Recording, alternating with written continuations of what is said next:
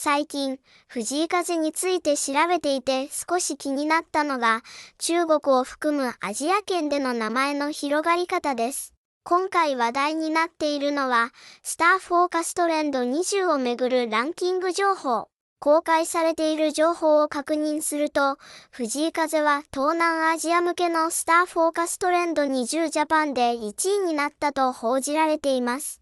一方で、中国版で5位に入ったという情報については、現時点で信頼できる一次資料を確認できませんでした。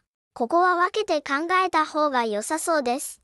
ただ、ランキングそのもの以上に興味深いのは、藤井風の音楽が日本国内だけの話ではなく、海外のファンや検索、動画視聴などを通して継続的に注目されていることです。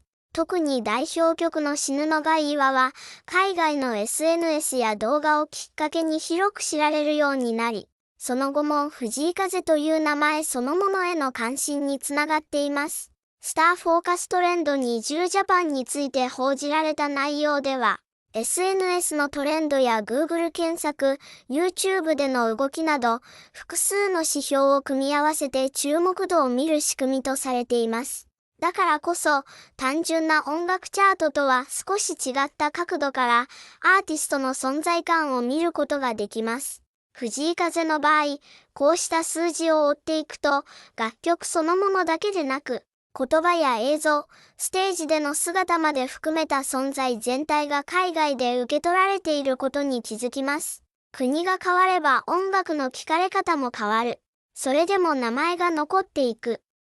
その現象を今回のランキングは考えるきっかけにしてくれます。Fujika's latest appearance on the Starfocus Trend 20 China daily ranking has drawn attention with his name reported at number 5 among a feed dominated by major Chinese entertainment figures. What makes the result interesting is the setting. This is not simply a music chart focused on Japanese artists. The ranking reflects current entertainment interests in China, where actors, singers, and well-known personalities compete for public attention. Seeing a Japanese music properly and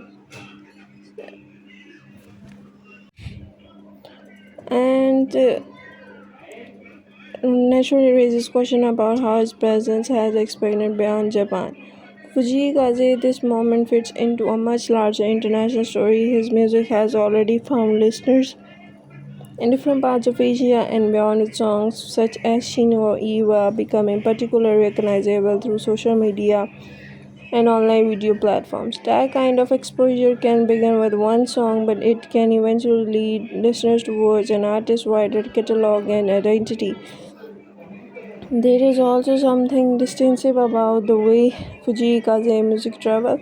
His songs combine elements associated with R&B, soul, Japanese pop, and his own piano-centered style. The lyrics are deeply connected with Japanese language and culture, yet the emotional character of the song was still be understood by listeners who may be not speak Japanese. That does not mean every listener interprets the song in exactly the same way. In fact, the opposite may be true. People can connect with melody, vocal delivery, atmosphere, or rhythm first, and only later become interested in the meaning behind the words. Another important part of the story is the role of digital platform. Modern music discovery really depends on traditional promotions alone. Our listeners can encounter a song through a short video and recommendation, a streaming playlist, and a fan created ad post.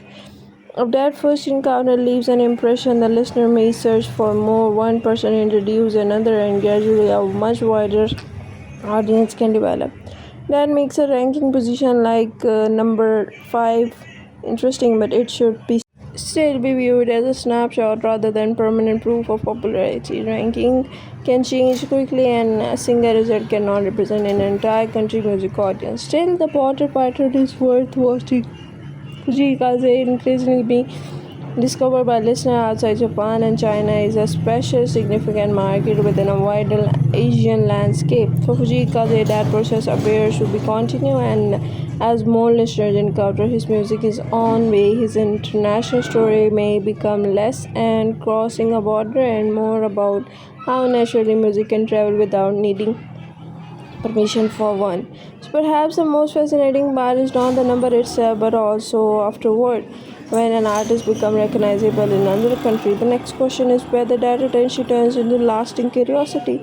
So if you like this update, must subscribe to the channel and share the video with your friends.